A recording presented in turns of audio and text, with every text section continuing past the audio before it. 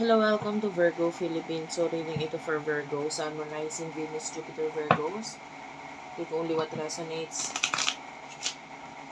So, mga gusto mo po personal reading, um, kay Jean Tarot Reader, guys, pwede pa kayong magpa-book sa kanya.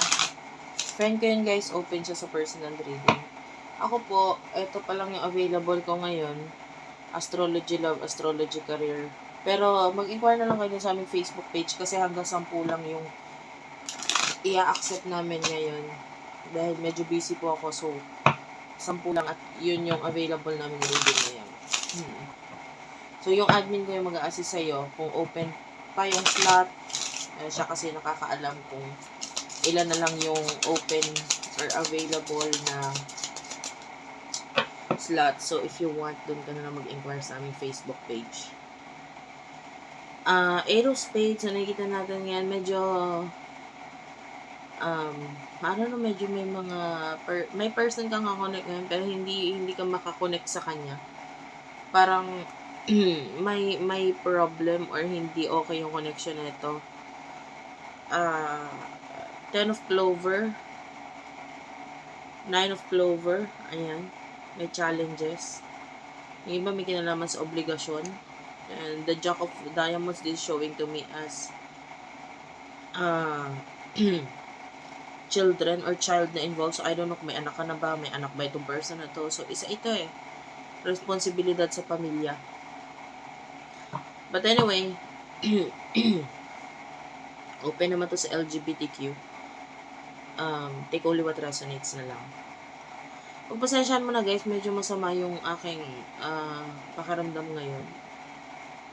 Hindi man masama, inuubo lang ako guys. So, may mga times na ipopost ko yung video to, relieve myself pa kasi makati sa lalamunan eh.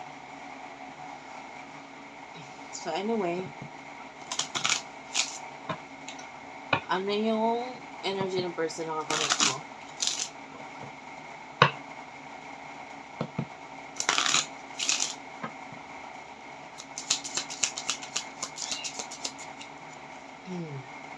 Okay. Two of Hearts and the Jack of Hearts.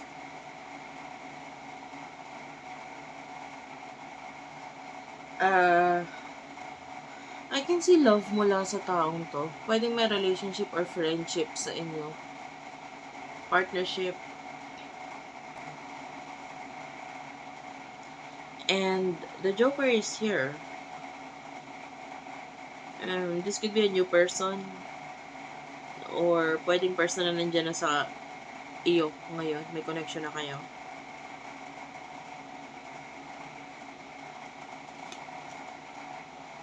Medyo hindi natin nakikita na umaga pagdating sa finances, itong person na to pwedeng medyo stagnant ngayon yung kanyang finances. Ano yung emotion niyo sa isa't isa?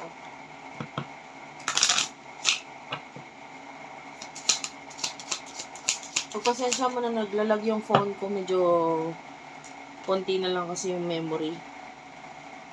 Hindi yung phone may diferensya ha, yung phone ko talaga. 9 of clover, okay. 7 of spade. And the Jack of spade. Mas nakikita natin ngayon kina-cut off mo yung person na ito. Well, mamaya kukunin natin yung sa person mo kasi sa'yo mas nakikita natin ngayon medyo malabo kasi yung connection nito. I feel like because of responsibility na may kinalaman sa anak or sa children. Yeah, na nakikita natin there's family or maybe even marriage na involved dito sa connection na ito. Very challenging.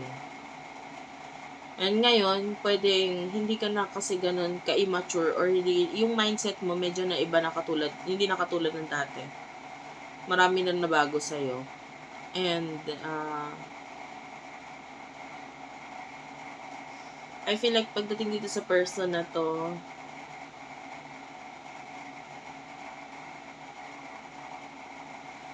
Sa ngayon, kumbaga ako sa usaping laban or ilalaban, parang ngayon medyo hindi na kasi ganun yung mindset mo eh. Hindi mo na para ipilit or ilaban yung mga bagay na hindi pwede or hindi nag-work out.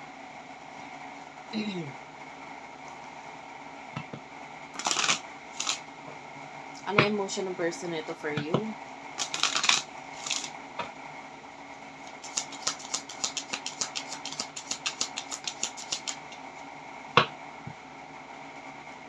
Jack of Clover, King of Spade.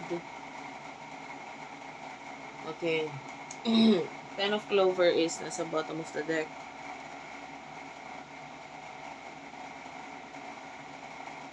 Gusto ko pa kumuha ng isang card. Emotion ng person na ito for the sign of Virgo.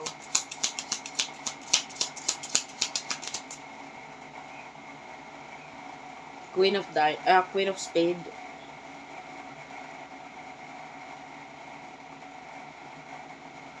Well, whatever the case is, halimbawa, kung magka-relasyon kayo or magka-connect kayo or whatever, nakikita natin yung pagka-cut off ninyo dito sa isa't isa. Para mag-take ng risk sa other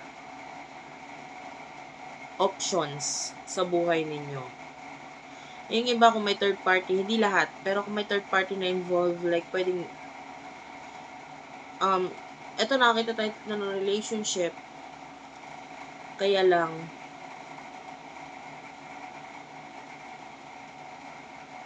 parang willing mag-take ng risk doon sa third person or third party situation. Kaya parang itong relationship or connection na to, hindi siya masyado nag-work out ngayon. Kasi may something or someone in mind na hindi natin masabi kung kanino yun. Pwedeng ikaw, may naisip kang other person, and then, itong person na to parang ayaw mo na sa kanya. And vice versa. Parang nagkakaroon na ng problema. Pero mahal ka na itong person na to, and I feel like the love has something to do with child or children. So, kung may anak kayo, pwedeng ganun. Kaya kanya mahal kasi may anak, may bata na involved. Pero kung wala, it's like a relationship na kung kayo lang, hindi ito mag-work out. To tell you what, marami ako nakikitang relationship na saka siya nag-e-end pag may edad or matanda na yung mga anak. No, sa usaping family or marriage, usually na nakikita ko ganoon. Na kapag lumaki na si anak, may sarili na niyang buhay, tsaka nag-e-end or natatapos yung relationship, yun ay dahil wala na eh. Kumbaga parang pwedeng kaya lang nilaban yung relasyon dahil sa mga anak eh. So may ganun tayo nakukuha na energy. And this is the kind of energy na nakukuha natin ngayon. If you are in a relationship dito sa taong to, nilalaban yung relasyon, mahal, sabihin na natin mahal, nandun yung pagmamahal nyo sa isa't isa, kasi nandun yung mga anak. Pero kung wala yung mga anak, let's say lumaki na sila, nandun na yung parang kayo na lang lagi magkasama, mangyayari, hindi siya mag-work out kasi alam niyo sa sarili ninyo na hindi naman okay yung relasyon na eh. So, ganun yung nakukuha natin.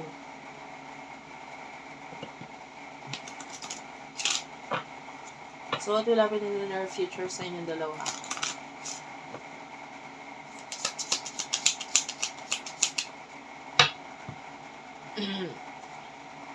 Ten of Diamonds is here. I can see money. Pagdating sa side mo, Five of Clover. Six of Hearts. Nakakita rin tayo ng awayan or problema regarding money. Isa pa yon. Once na pinag-usapan na or pinag-awayan yung kumbaga sa relasyon, pag-awayan na lahat, wag lang yung pera, ganyan. And once na ito na yung, nakikita natin there's a possibility na ito yung maging rason ng problem sa connection nito. Problem regarding money. Yeah, Ten of Clover. Pareho naman kayong nakuha natin, parehong bumibitaw eh.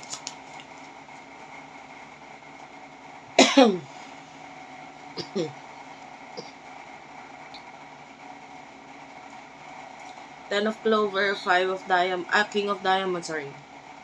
And Ten of Hearts. So, as you can see, there's a lot of 10 here.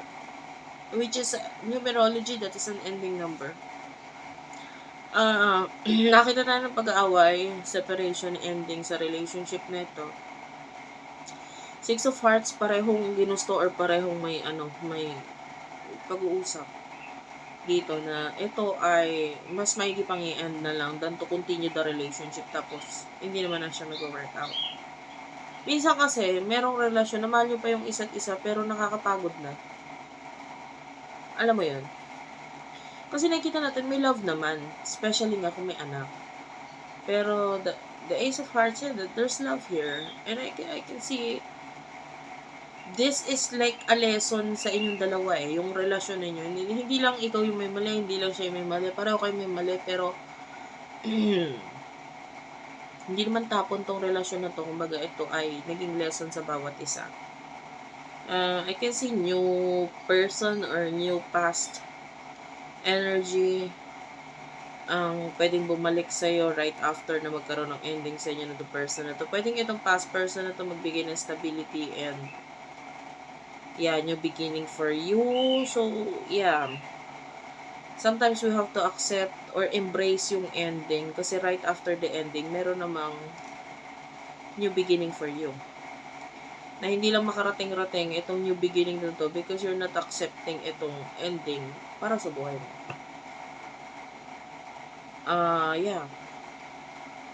Sa ganitong sitwasyon, actually, ayoko magbigay ng advice.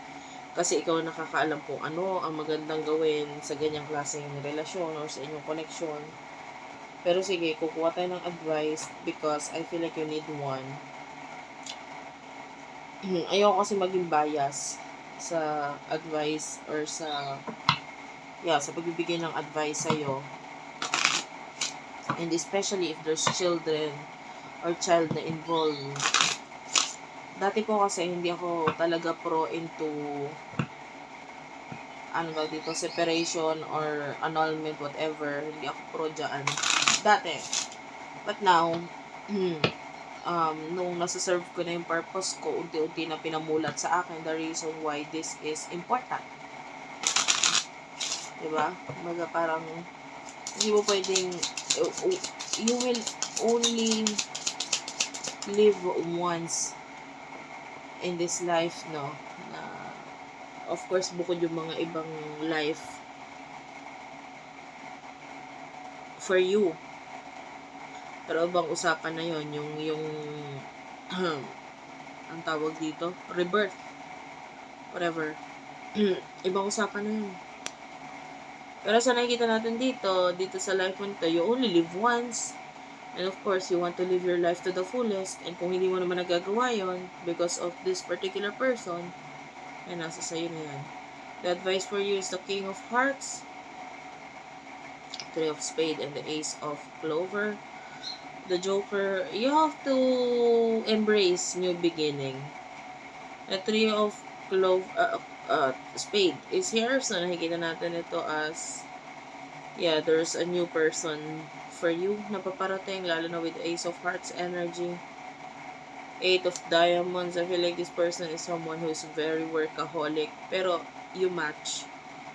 Pareho kayo with the Two of Clover energy. May mga plano. And you would know na ito yung energy mo or yung reading para sa'yo. If this person, nakakonect mo ngayon, wala kayong plano, parang basta nyo na lang ginagawa yung dapat ninyong gawin, responsibility ninyo sa isa't isa, etc. Ginagawa nyo lang mabuhay, parang gano'n. Walang plano. But this new person for you, may plano siya. May plano kayo. May magiging plano kayo. And you have to trust the divine timing dito. So, ayan. Pagpasensya mo na kung hindi maganda yung pag-deliver ko ngayon ng message. I tried as much as possible. Mahirap talaga po magsalita, lalo na kung medyo hindi okay yung pakaramdam ba. Thank you for watching. I love you all and bye-bye.